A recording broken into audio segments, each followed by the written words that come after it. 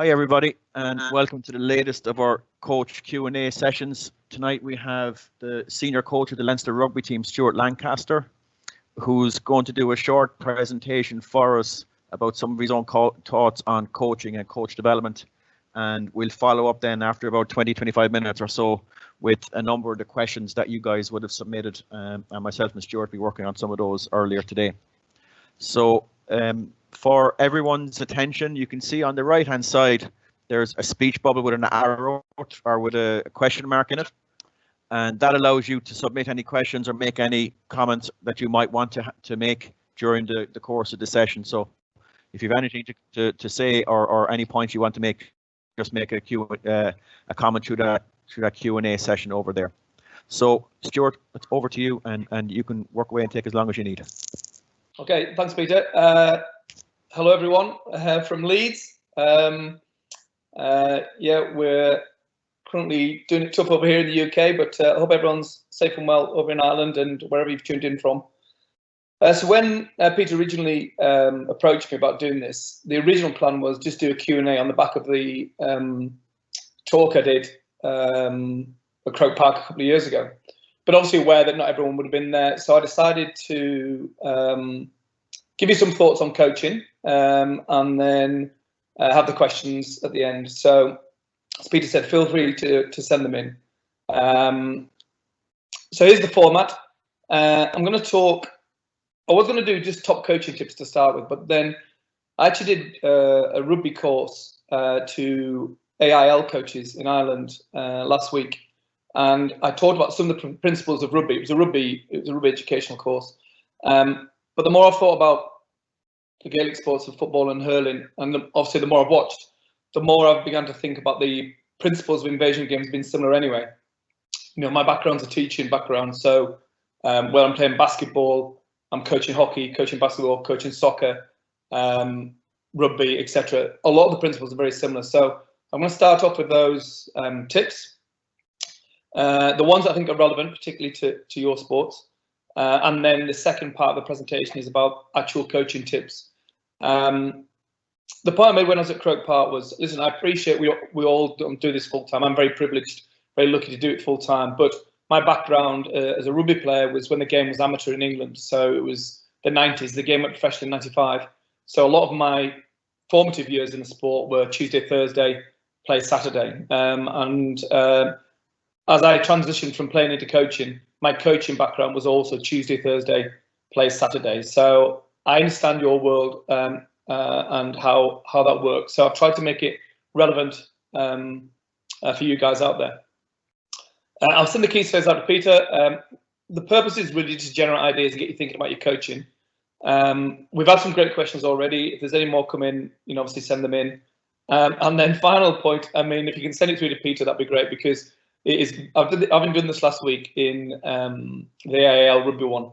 I'm literally in a room speaking to a screen. So normally when you speak to an audience, you can get some gauge of feedback in terms of body language or whatever. So very hard to get any feedback when you're looking at a screen, but please provide some. Okay, so key points for you to think about, I think, from the start. And I always start with this for any coaching organisation, or any team really. There is no right or wrong way to win games. There's no right or wrong way to win rugby games. We can have 4 different teams in semi-finals, and all 4 teams could play differently, and all 4 teams on any given day could win. The key thing you're going into coaching is to have decided on what your way is for your team, and that's ultimately what players want. Players want clarity on what you believe in, but it's not just having an idea of what you believe in. You've really narrowed it down, you've got it clear in your mind, and you've thought clearly about what's your on-field philosophy. That is the way you want to play the game, you know, in terms of your tactics and your attack structures, your defence structures, and your off-field philosophy in terms of the way in which you want to build your team. So the values, the behaviours, the vision of what you want to achieve off the field. I think both are equally important. A lot of coaches make the mistake of not doing one or the other, and it leaves them struggling once the season started to navigate a path through the season. So this is the Bible. Bill Walsh, The Skull Will Take Care of Itself. I should be on some sort of commission for this book because everyone got promoted. And this is his one of the golden nuggets out of this book is his idea of what your philosophy is. So an aggregate of your attitudes towards fundamental matters. So fundamental matters being the fundamental matters that affect your team's performance, both in attack, defence, and off the field, and derived from consciously thinking about critical issues and developing rational reasons. So critical issues. So critically, how do I want to set my team up to defend? Critically, how do I want to coach my team? Critically, how do I use my support staff? These are all critical issues. And the reason I'm going to do this is because I believe this is the way we should be doing it. And that's why we're going to hold this position over another. So what the players want ultimately from us as coaches is clarity of direction and a vision for the future. And I think if you haven't done that to start with, then you're really going to struggle as the season goes on. So this is, like I say, the 8 tips I would give from a rugby perspective. But like I say, see if there's any crossover into hurling and football, and tell me what you think at the end. So what I'm trying to achieve with Leinster is 2 things in the first point. I'm always trying to explain to the players why we are trying to do things. So we're trying to develop their understanding of the game, and I'm trying to get them to fundamentally understand why we attack the way we attack, we defend the way we defend, we train the way we train.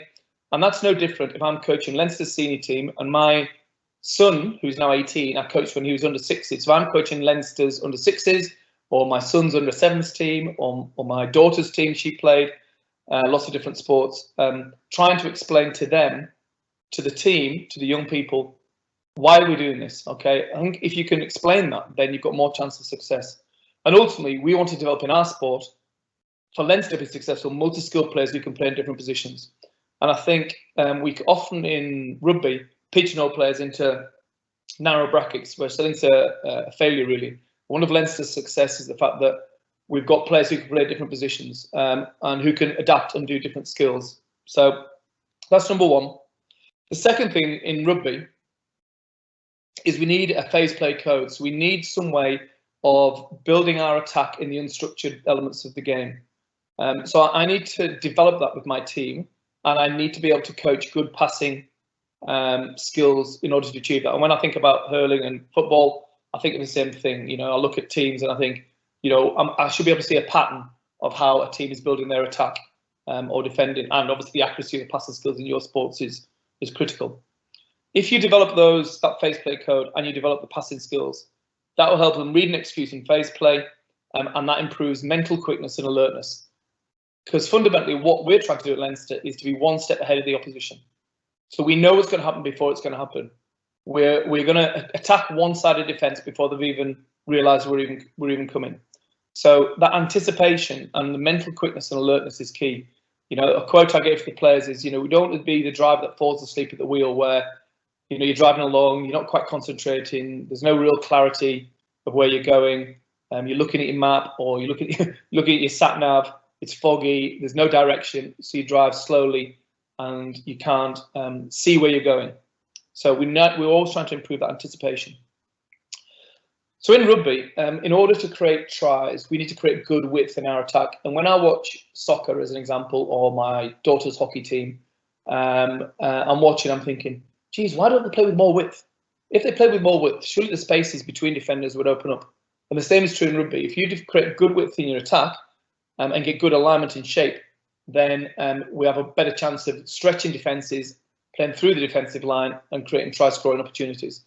Obviously, you're aiming for a target, we're aiming for a line. But the critical thing in order to achieve that is to avoid ball following. Now, when you're coaching young kids, I remember coaching my son's team, it was like bees around a honeypot. They're all running around following the ball and trying to get them to understand how to hold good width and good shape. It's still an issue that I have with the seniors sometimes, because what a lot of often players do is they follow the ball with their eyes, or they physically follow the ball. And what we want to do is to help the players to understand that if we create good width in our basketball game, our hockey game, our hurling game, our football game, then we're going to have a better chance of causing problems for the defence. And we must be able to scan and see the picture. And the best players I've coached, and Johnny Sexton would be the best example, really. He takes so many pictures within the game. He's got a real clarity over what's coming next. He's 2 steps ahead, not 1 step ahead. There's a little clip here I want to show, which is Frank Lampard. when he was playing for Chelsea, and watch how many times he scans before he receives the ball. He's taking a picture.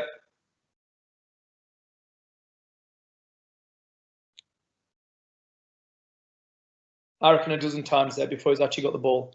And if you read his autobiography, when his dad was coaching him as a kid, he would just say, pictures, pictures, pictures, take a picture. And Frank obviously developed that skill as he grew up. And if we can develop that scanning and ability to see with vision in our young players, then I think we'll have better players at the end point. Key thing in rugby is to score tries, and we're fortunate Leinster to score a lot, is because we work very hard on the speed and quality of our alignment in attack. And we very much see it as a foot race between can we be set before the defence. So the urgency, speed and quality of alignment is critical for attacking success. Quality setups give the attack options. So and there's a lot of transition obviously in your sports, and there is in rugby as well. So we play a lot of games in training that have a transitional element where we've got to go from defence to attack, and how quickly can we get set and beat the defence in that transition period. 5, focusing on basics. So this lad on the picture here is Kieran Frawley. So he's a Skerries lad. He's come through the club system, and he's someone who's 21, 22 years old now, and he's broken into our European squad, and he has really, really worked hard in his space, in the basics of the game. He's a quiet lad, but he's learned how to lead the team. He's fly half, so he sits in illustrious company at Leinster. He's developed his understanding of the game. He understands where the space is. He's beginning to see that better. He can see space and affect the space with accurate kicking game. So he sees the kick space as well, and he really works hard. So he's a real beacon really for our academy and the club system, and players who can be coached, who want to be coached, who can come through and play at the highest level. Again, one of our success factors, I think, is our ability to play at top speed. And the reason we can play at top speed is because we train at top speed. And I'm going to come on to the training principles a little bit later. But if we have a Tuesday session, for example, and it's 40 minutes of rugby, the players are attuned to know that when we train, we're going to be training flat out. We coach technique outside of that 40-minute window. So the technique of passing, the technique of catching, the technique of line running, the technique of tackling, the technique of throwing in a line-up, the technique of goal kicking, the technique of the ruck, it's all done outside of that window. Because what I don't want to do in that 40 minutes is slow down the pace of training so we don't get the intensity, the mental challenge, the physical challenge, the conditioning effect, and the speed. And often I would say our sessions are over speed. I would say they're definitely quicker than the game. The game of rugby often is a stop-start affair sometimes, scrum collapses, this, that, and the other. We don't get any of that in training. We play at top speed, and we challenge any team we play to play at our pace. And I'm going to show one rugby union clip, and I'm not sure how relevant it is to your sports, but I suspect it is, because if you've got players who can be the extra man, then ultimately you're going to have a better chance of scoring more points and winning games than the opposition. So your work rate off the ball is what defines Leinster, I think, and how we work to achieve that success. So here's Gary Ringrose here scoring a try. And the clip I want to show you is Gary Ringrose playing for Ireland recently. So hopefully you can see this. Just turn that sound off. Okay, so there's Gary. So Gary's just approaching this breakdown here. So he's on the right-hand side of this ruck. There he is. You can just see him now. He's got 13 on his back. He's getting up to move now. There he is, just behind the referee. He's got up from that ruck and he's worked. See him working out the back. And there he is, creating the opportunity. So my point is, if you have players who can, if you're playing an 11-side game, 15-side game, 12-side game, 9-side game, 7-side game, if you've got players who are prepared to work harder than the opposition, and be the extra man, then you've got a better chance of being successful. And finally, obviously, without stating the obvious, the key to success is having players who can make good decisions under pressure. And the only way you can develop good decision making is making sure your training sessions have decision making in them. So our training sessions at Leinster are 90% games based, where players are asked to make different decisions depending on the parameters that are set within the game. And I'll change the parameters, the width of the pitch, the size of the pitch, the number of the attackers, the number of the defenders, depending on the outcome I want. So in order for us to be successful in rugby, and I assume it's the same in yours, is we need to handle under pressure, we need to attack the gain line. So we wouldn't play deep, we'd play flat, and we'd attack hard. We need accuracy and precision of our pass. Passes need to be in front of the receiver, and we need to have accurate and effective running lines. And that's the type of things we build our game on. We need world-class execution in core positional skills. So obviously we've got different players, forwards and backs, who play different positions. Speed of alignment and realignment is critical.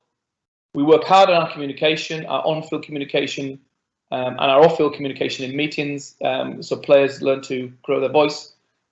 And ultimately, you can have all those things, but if you don't coach them well and you don't use your training sessions well, then fundamentally, I think you'll struggle. So the second part here, so I'll just go for about another 10 minutes. So we understand what to coach. I'm sure you've got lots of different things in your sport that you would coach. Question is, how do we coach it? How do we become better coaches? So here are my top 15 tips. Develop your understanding of the game in as many areas as possible. Be a complete student of the game. Study the game, don't just watch the game. So there'll be many times we'll turn up on a Monday, and let's say Ireland have played Scotland at the weekend, and I'll say to the players, so what do you think of the game? And they go, well, Ireland, deserved to win. Okay, tell me how Scotland defended. And they'll go, not too sure how Scotland defended. I wasn't really watching that. Okay, tell me the fundamental ways in which Ireland broke down Scotland's defence. Can't really remember, and this is players who are in a professional game. So what I'm trying to encourage them to do is to be a student of the game and to study the game and to learn the game. Now, I'm still learning the game now, and I've played it since I was 10 years old, and I'm 50 years old now, so it's 40 years. But I've come to Leinster and I've learned from the players, I've learned from the coaches they used to have, I've learned from the coaches who were there. We've got Felipe from Argentina, we've got Robin from Wales, Leo, obviously. And I try and study as many games as possible. So Southern Hemisphere games, international games, be a student of the game. When you are in my position as a teacher who became a coach, you get taught how to teach. You get taught about different coaching styles. You get taught how to plan sessions.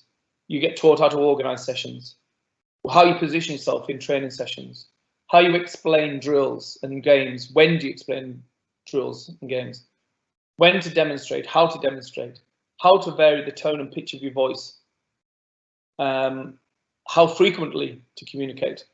So the things I would ask you on this point to think about is there is no right or wrong coaching style. The best coaches pick the right tool out of the box at the right time. So sometimes you'll be directive, you'll be telling them. And one of the key things what's happening in rugby union is that we sometimes go down this empowering approach to young player development. Now, I get the importance of empowering coaching style, but I think in a younger age, I think direction and clarity and quality of coaching is key as well. In fact, more so. So I'd be reasonably directive with a younger age group, and I would vary my style as I progress them through. That's not to say I wouldn't want them to have a point of view or to develop their communication skills or their decision making. But I want to make sure I'm varying my coaching style depending on the group I'm coaching and the session itself. Planning, so all my planning takes place the night before, not the day of the session. Often, particularly, I remember I was coaching Tuesday nights, I'd be finishing teaching, jumping in my car, driving to training, writing down on a bit of paper what I was going to coach. I wasn't really doing the players, I was doing the players a disservice, really. And then all that planning could go out the window because there's only 4 balls there and one of them's not blown up, or someone's forgot to bring the cones, or there's not enough bibs and I can't split the teams up. That is infuriating for me as a coach. So if no one else is going to organise it, I'm going to take responsibility. And, I know it doesn't cost, money's tight and everything else, but I'd make sure I've got enough balls enough cones, and enough bibs for my session. Everything else I can deal with. But organisation is key. Where you position yourself, your explanation. If it's pouring with rain on a Tuesday night, maybe you explain your drills and your session, and your content in the changing room. Maybe you do your demonstrations in there. But ultimately, it's your enthusiasm as a coach that sets the tone for the session, and the players will often bounce on your personality. With your session content, I think one of the things I try and get the balance right is between variety or repetition. So we repeat certain things. We repeat the passing skills. We repeat running lines. We repeat the movement patterns that happen in a game. So we repeat that on a weekly basis. But every week there's a tweak to the session.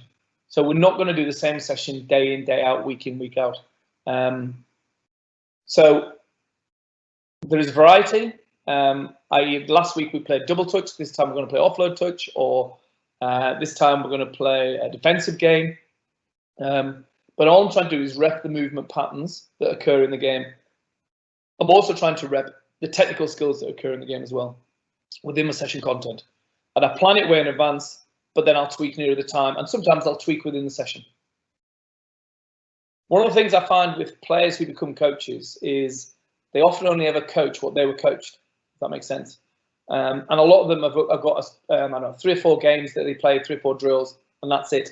And when you're coaching a team that sometimes, well, like in rugby's situation, your pre-season starts in July, you've got right the way through to the end of September, so that's 3 sessions a week, 4 sessions a week for 8 to 10 weeks. Then the season starts in September, you go September through to June.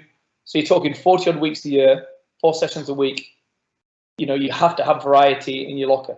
And how do you generate that? Well, I write down good drills and skills that and games that I see. I sit and I think about which ones I can do, and I can tweak, and I come up with new games. And sometimes they don't work, and sometimes they're not brilliant. But ultimately, I'm trying to make it varied, but with repetition, if that makes sense. And I want to make it game related. So there's a big push in England in rugby where we played like different games and, you know, invasion games, and we could pass the ball in any directions, but we can't pass the ball forward in rugby. We can only pass it backwards. So a lot of the time, you know, I think we need to make it related to the actual game that we're playing. Don't be too creative. In rugby, we have a big debate about structured and unstructured rugby. So structured being the set piece and the starter plays, the unstructured being obviously the 80% of the game.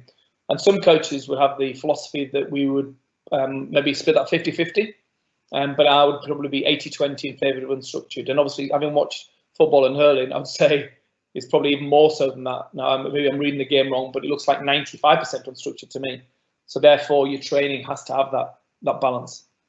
And that point about technique and gameplay in your training week, try and generate windows, even if you're only training Tuesday, Thursday, where you do your technique outside of the big body of the rugby, the training content. Because you want your session to have intensity. There was this coach I coached with once, and he would he'd start the game going, and then he'd stop. I just want to make a point, and he'd talk for 5 minutes, and then there'd be a question, there'd be this, there'd be that, and suddenly you're looking at the clock and thinking, this session's taken an hour and a half, and there's been no intensity whatsoever. You know, give me 40 minutes flat out with me shooting corrections at players and 1 minute water break and a quick chat, and let's go again any day of the week. Let's say you've trained on Tuesday and you've trained a specific strategy or technique for the upcoming game at the weekend. You need to check if the players remember that on Thursday. You need to check learning is. I guarantee you, 95% of the time, if you say to the players on Thursday, what did we do Tuesday and why did we do it? 90% of them will go, I can't remember what we did yesterday. So you've got to create memory recall by asking them questions about the past in order to hardwire the techniques and skills that you're trying to build into them for the future. I think it's really important. You know, we often turn up to meetings on a Tuesday, having trained Monday. The players know it now. First question goes is, so what did we do yesterday and why did we do it? And then I'm just trying to get them to remember, because I want that hardwired into their minds for the weekend game. Create good habits. If you create good habits with your repetition and the variety in your training, you'll have the talent will shine. The habits they acquire at training are a vital part of game intelligence and result success. Now, I would say this because I'm a coach, but I believe it's the quality of the coaching that you do in the week that leads to the performance of the weekend. Now, players, obviously, you need high quality players if you're going to win at the highest level, and players obviously have a fundamental part to play as well. But fundamentally, I think good coaching can improve teams. Good coaching can give the players a better level of game understanding. Good coaching can give the players the enthusiasm to want to play the game and pursue excellence. Habits are created with repetition and variety in your approach with immediate correction. Okay, we've talked about that point. If your training is too repetitive, your game will become too predictable. So Leo and I actually had this conversation today, and we were talking about the DNA of certain teams. But he said to me, "What would Leinster's DNA be?" And I said, "Well, I hope people think it's adaptable. We can win the game in different ways. Number one, and number two, I hope people struggle to define our game, because I don't want us to be easy to predict. There are a lot of teams out there in rugby who are very, very good teams, but you can know exactly what they're going to do, which means that defensively it becomes easy to set up your defence to defend against them."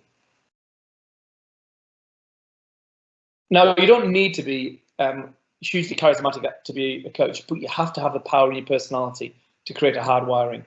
So you've got to think about not just what you say, but how you say it, when you drop your voice, when you bring them to attention, when you want their attention, how you subliminally get inside their heads. They have a little inner voice in the head when the game's going on. It's your voice, inner voice talking, not outer voice shouting. So shouting on the sideline, for me is a waste of time on game day. In fact, I would say very, very little on game day. But you want to listen to a Monday, Tuesday, I am flat out. Okay, right alongside the players in the training session, coaching in the moment, trying to put my personality across to them.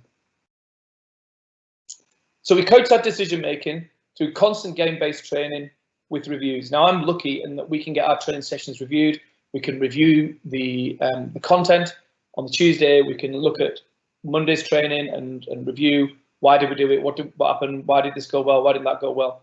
I would say 90% of our learning comes from reviewing training rather than reviewing games. Obviously, we learn a lot from reviewing games, but a lot of our hardwiring comes from training and reviewing that training session. Now, I know, obviously, for you guys, it's maybe not possible or practical. If there was any way you could engineer it, I would definitely try and do it. And the second thing is, we don't give up part of the training session to get fit. We use the training session to create fitness. And I think that is done through the games that we play. So training sessions on a Tuesday are tough, physically tough. Running up and down the pitch, attacking, defending, transition. But as a consequence, it's going to be a lot better than running up and down without the ball. That's my mindset anyway, and certainly the players I think would agree with that. Last two then, relentlessly pursue further knowledge to improve. So I think, obviously, what you guys are doing tonight, I don't know how many people are on, but there's a lot, I think, which is fantastic that you all want to improve and get better. There's so much content out there, less so on coaching, I think. I think if we could wave a magic wand, I think we could have an online coaching club to discuss ideas. There's lots of stuff on leadership and communication, and obviously there's the game itself and how you can improve your game knowledge. So particularly in this window we've got at the moment, let's really try and accelerate our development as coaches. And ultimately try and create a team that has a freedom to play and enjoy the sport. Ultimately as coaches, we're there to inspire young people to play the sport and to create camaraderie, teammates, team spirit, resilience from winning and losing, fitness, you name it. That's why team sports, like the ones I coach, like the ones you're involved in, are the lifeblood of communities. And that's why I think we all feel at the moment a bit lost without it. So hopefully it'll all be back there soon. So listen, I'm going to pause there. I'm going to try and find my way out of this and hand back to Peter, who hopefully should have some questions somehow. You there, Peter? Yeah, Stuart, I'm here. Okay, I'm just going to try and change the screen. I was going to say, so my detail. I don't mind. It'll just be yourself on the screen, okay? So you have nothing embarrassing behind you on the wall or anything. And I'm all good. Okay. Well, we've gotten a lot of questions, and just for people's information, we have 1,001 people coming on the call. Wow. So it's fantastic. So we got a huge number of questions. So what we've tried to do is try to divide up the questions, some of which are more coaching related and Stuart might have referenced some of the answers already, but we'll cover some stuff that maybe he hasn't, and then some that are leadership related, and then maybe a couple of questions at the end towards maybe what you see as some things for the future for us. Yeah. So if we're okay, we might just get started. We go for about 25 minutes or so. Okay. Stuart, who would you say has been your biggest influence as a coach? Can I give 5? Is that fair? Yep. Okay. Absolutely. There's two that who've passed away now, who are American coaches who don't even know I existed. But if there was 2 coaches to study from American sport, I would pick Bill Walsh, which is the book I gave, and he built the San Francisco 49ers dynasty. And the second one is John Wooden, the UCLA basketball coach. Now, the more I've read about John Wooden, the more I've read his books, the more I've realized that my philosophy as a coach is very, very similar to his, and they built a dynasty. So he'd be of that mindset. I mean, the book, it's Wooden on Leadership. Actually, both books are written by the same author, Craig Jameson. So I'd really recommend both. And so those 2 coaches from America, and then 3 people from the UK. There's a guy called Brian Ashton, who was actually coaching Ireland for a bit. He was my he was in charge of the academies when I was a young academy manager coming up. So when I was transitioning from school teacher to coach, he had a big influence on my philosophy and the way I saw the game. And he coined the phrase freedom with responsibility. So a lot of his philosophy on the attacking game is ingrained in me. There's a guy called Kevin Bowering, who's a Welshman who coached Wales maybe 10 or 15 years before I coached England, and he was head coach development for the RFU. So I'm a big believer in doing coaching courses. You know, coaching courses open windows for me and doors that I never would have opened. So things like making connections with people, learning on courses, and being directed by someone like Kevin as to where to go and when to do it. He would be a big influence. And then the third is a mentor, really, who is a guy called Bill Bezic, who's a sports psychologist who worked with Steve McLaren, actually, various times, Middlesbrough. He worked with Alex Ferguson at Man United, worked with England football, and he was a basketball coach as well, actually, funnily enough. But he was a very, very good mentor to me as I was a young coach, making the transition from academy coaching into senior coaching when I was in my mid-30s. Okay, got this. 5 was more than we could have banked for. Interesting, you mentioned John Wooden. In a couple of weeks' time, we have Professor Wade Gilbert speaking on one of these sessions. And when I met Wade a number of years ago, he told me that when Wade was a little bit younger, he met and worked with John Wooden before he passed away. So, well, yeah, Wade will be giving some insight there as well. A couple of other small things on coaching. How important do you think the context of who coaches are working with, the different types of players, whether they're teenagers or female athletes, and what are your own experiences of those, and how is your approach different? So say again, Peter. Just so, what's the question? So when you're working with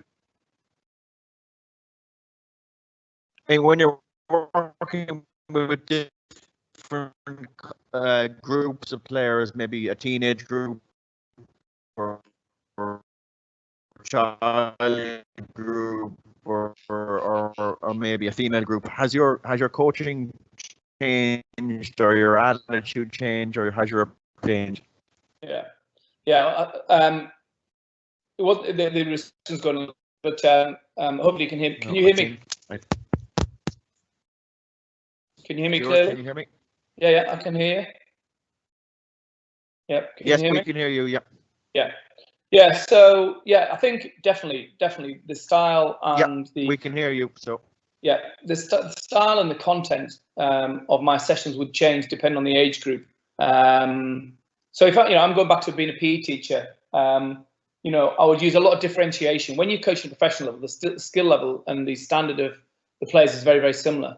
When you're coaching at younger age groups, in rugby, for example, you have a very different skill level, and often you have very big physical differences as well, particularly when you're coaching, in those teenage years.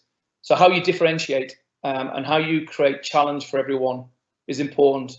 One of the things I did at DCU actually was talk about the relative age effect. So sometimes, particularly in younger kids, the early maturers, the early birthdays tend to dominate sessions. So how can you create sessions that allow everyone to get a fair chance? Because, our sport, rugby, is definitely a late specialisation sport. So I've got to find ways to keep those people who need to physically develop engaged in the sport. So how I differentiate is important. When I'm coaching girls, again, I actually find girls are far more receptive than boys sometimes to coach, because they're keen to learn. And I did a lot of mixed teaching when I was a teacher, and single sex teaching, as well as girls and boys. And I found the girls fantastic to coach, to be honest, because they were very, very receptive and open to listen and learn. Where sometimes the lads think they have all the answers, to be honest. But so yeah, there is definitely a change between coaching age grade players and senior professionals. And I think that how you think about differentiating your session to make sure everyone gets a fair crack, and probably the more physically dominating players don't dominate the session, I think is key. Okay, when you reflect back on your coaching journey, are there times when you think back and think, well, I didn't do that particularly well, and what do you say to yourself now about that? Yes, a lot. I think probably the two times that stand out really were, so I went from the academy manager's job in Leeds to the director of rugby job, quite a young age, 35, and we got promoted into the Premiership, and I got involved a lot in the off-field management and recruitment of the squad, selection decisions, board meetings, stuff right at the top of the organisation. And I was spending less and less time on the coaching field, and I was delegating to my assistant coaches, which is great. They were great coaches, and they've gone on to be great coaches. But I remember one of my best mates came up to me and said, "I'm watching your team play. It doesn't look like a Stuart Lancaster team." And I was like, "He's right, And I drifted away from coaching into management. And if I'm being honest, the same happened with England in over the course of the 4 years. Obviously, international coaching is different. You've only got 10 games a year or whatever. But it was such a big job, and I don't regret the foundations and everything I tried to do with the team. But again, I remember finishing the England job thinking, what's my passion? My passion is coaching. I was very, very lucky that Leo came in and offered me a role where effectively I can operate at Leinster, with a free license to coach and support Leo on leadership development. And Leo and Guy and the people at the top end of Leinster will do a lot of the managerial responsibility. So that's the big learning for me. One is follow your passion, which for me is coaching and leadership. And two, make sure when you are proportioning the times of your job between leadership, coaching and management, you get the proportion right that suit your skill set. That's not to say some people might want to be better managers and less coaching and delegate more, that's fine. But for me, I want the proportions to be higher on coaching and leadership and less on management. Thanks, Stuart. We move on to some of the leadership questions. So,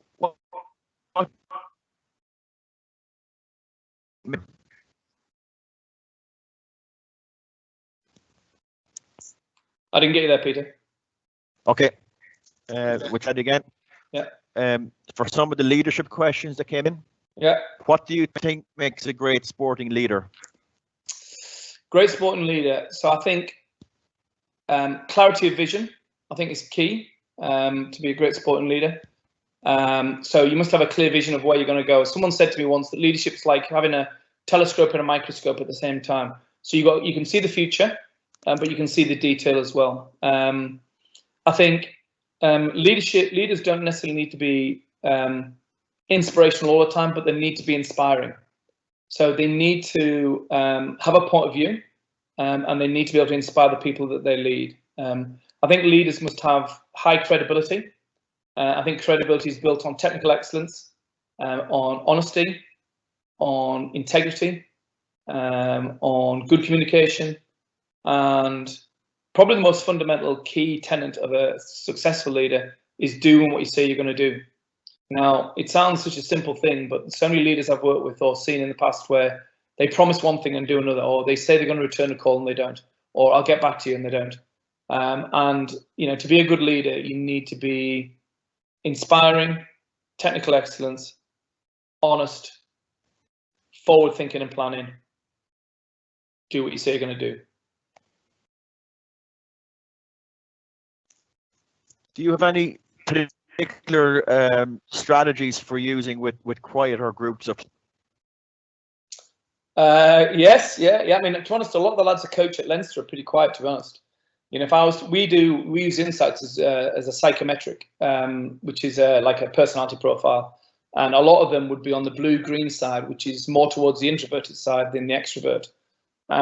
So one of the first things that struck me when I came to Leinster was how quiet the group were. So, there were exceptions in there, and they were the natural leaders. So Johnny, Sean O'Brien, etc. They were very, very good in meetings, but the rest of them were very, very quiet. And what I've tried to do since I've been at Leinster is grow the self-awareness of the group and of the individuals as to the importance of communication.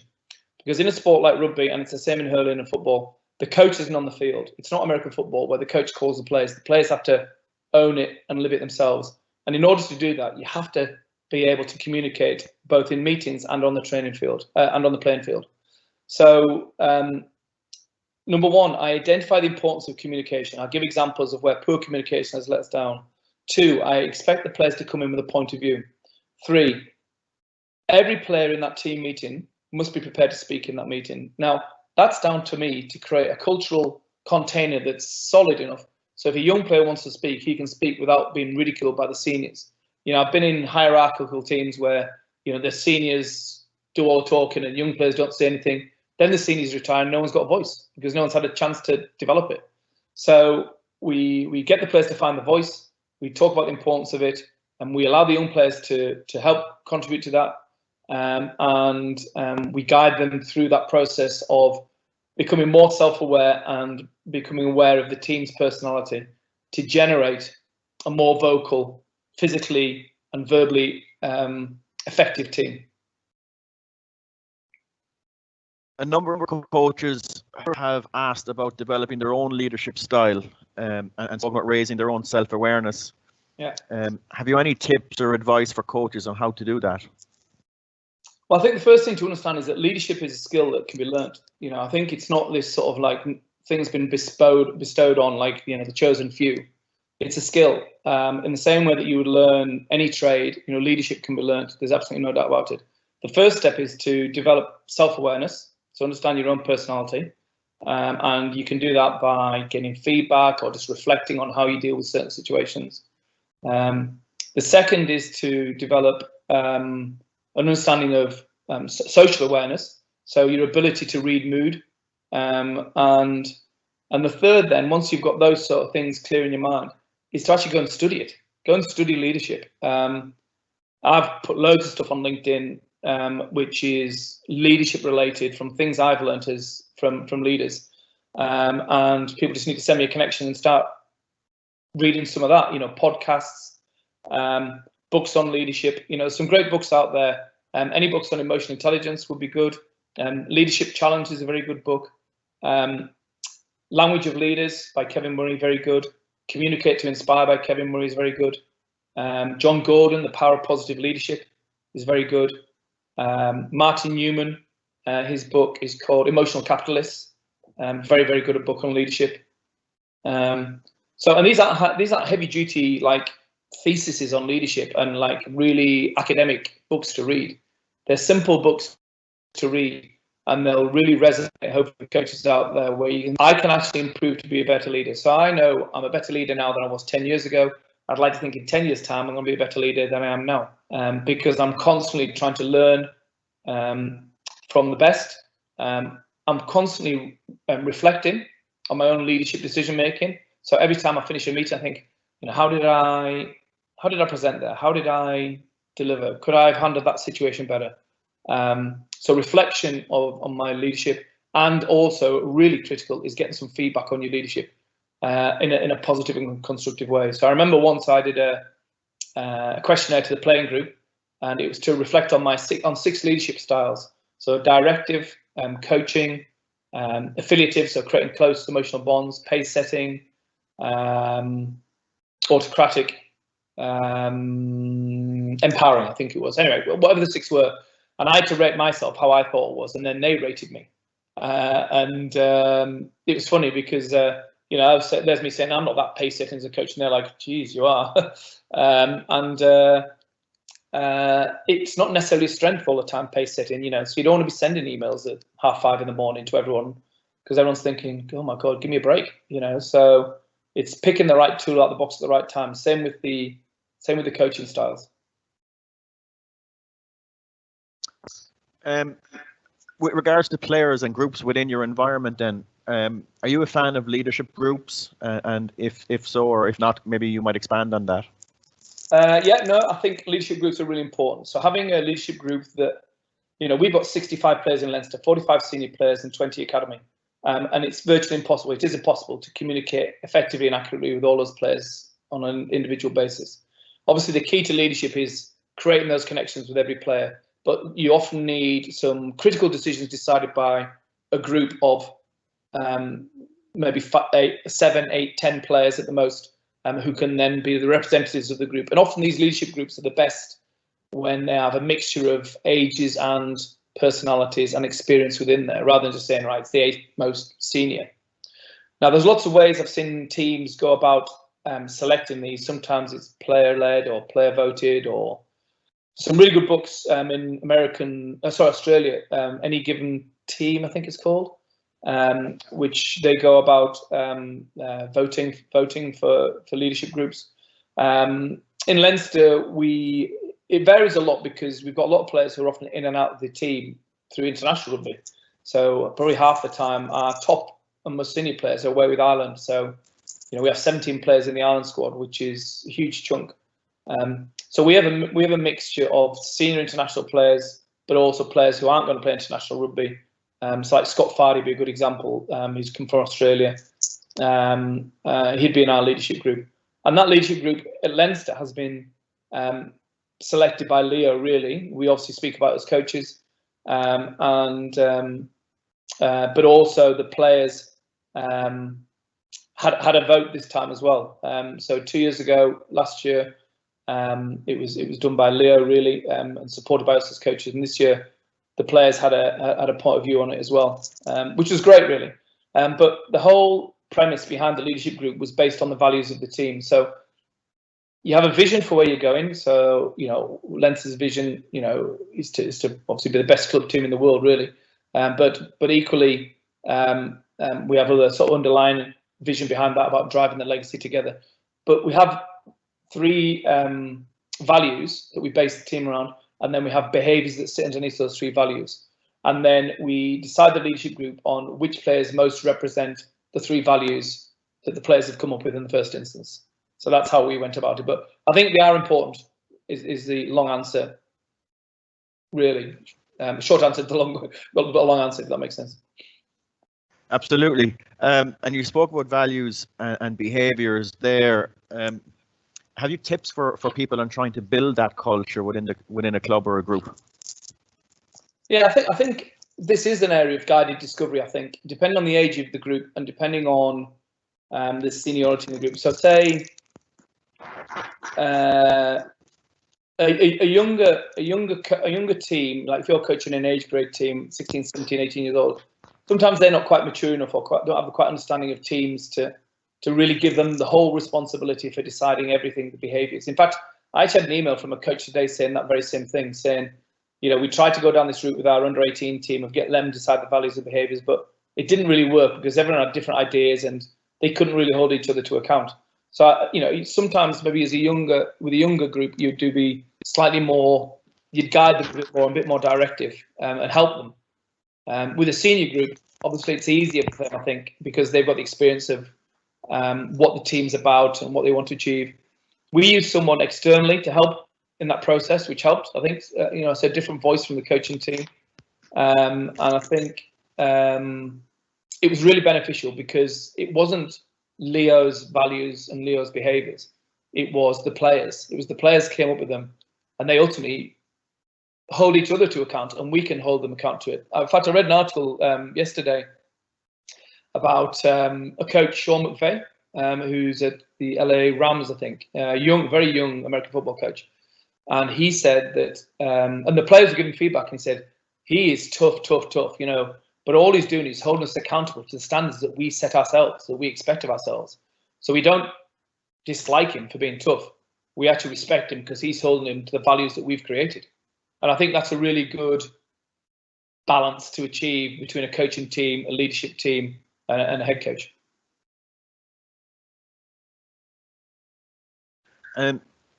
Every time you've mentioned a book or a coach or an author in the last hour or so, the number of questions coming in from everybody to repeat those books, repeat those questions is huge. So we might say to everybody, we'll circulate all the list of recommended readings that Stuart has after the session. Yeah, if there were two learning materials that you've had during your career, what would you have found the best? Two materials? 2 or 3 books or other learning materials. Oh my God, I have to narrow it down to 2. You have a tough audience. I'd definitely go the Bill Walsh one and the John Wooden. I mean, I couldn't move away from those 2. They are excellent, really. I've got hundreds of books, but what I'll do is, if I rather than people try and write them all down now while I'm talking, if the line's not great or whatever, I'll give you the notes, Peter, of the slides anyway, and I'll do like a top 10, if you like, reading list. And like I say, just reiterate the point, all the stuff that I've learned, really, I share on LinkedIn, and I also have a leadership course on Udemy. So UDEMY. Now, Udemy do such good discounts. You could probably buy it for £5, and it would keep you going for 30 hours. So you can. It's not rocket science, the course. In fact, maybe that's the strength of it. It's very simple in layman's terms, but there's a lot of stuff on there on emotional intelligence, leadership styles, etc. So I've had about, I don't know, 1,500 people around the world sign up to it, which is amazing, really. So it's out there if people are interested. Thanks, Stuart. And yes, we'll publicise all those for people afterwards. We'll finish up with a couple of questions. And this one came in from one of the participants tonight, and it's anonymous, so I don't have the name, but it's been intriguing me. What's the best advice you've been given, and what's the best advice you've ignored that you wish you hadn't? Oh, the best advice I've been given. That was the first question, yes? Yes, that's it. Be yourself. I.e., don't try and copy. I'm Stuart Lancaster. I wouldn't try and be Jose Mourinho, Alex Ferguson, Joe Schmidt, Wayne Smith. Be yourself. People can see through leaders who try to be something that they're not. Now, you're never going to get everything right all the time. And I put this on LinkedIn. I said this idea of credibility. So if you imagine credibility as a graph, and you've got 0 at the bottom, 0 credibility, and 100 is the most credible person. And you enter, depending on your experience and the level at which you coached maybe beforehand. So let's say you enter at 20, you're a young coach, and you do your first team meeting, and you've painted a clear vision for the future, and you've articulated it, you've done a good training session, and in the mind's eye of the players, you're on 22 points out of 100. You've gained 2 points, and then you do the same again on the Thursday, and then you get a good intervention on Saturday. You deal with a win or a loss in an effective way. It's only on 25, 26 points, but then you make a mistake and you don't coach the session as well. But you put your hand up and you say, "Listen, I didn't coach that well." You might lose a couple of points, but the trick is to gain more points than you're losing.